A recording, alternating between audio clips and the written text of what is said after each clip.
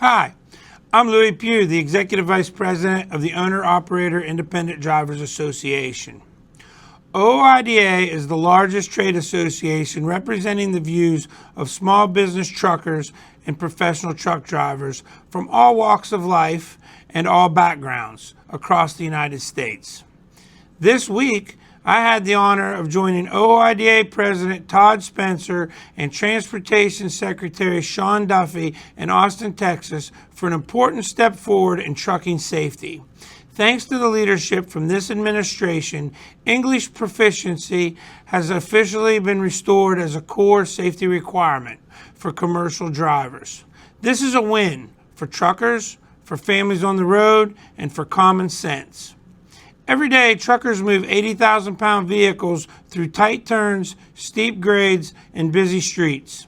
A single road sign, low clearance, bridge out, do not enter, can mean the difference between a safe run and a disaster.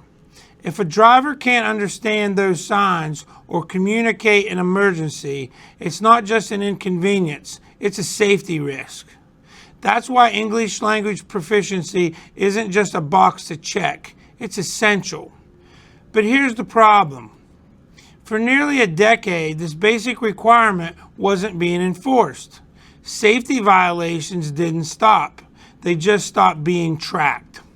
OOIDA has fought to bring back accountability and to push regulators to focus on what really matters: driver qualifications, training, and safety. The executive order signed by President Trump gets us back on track. It doesn't mean drivers have to speak perfect English.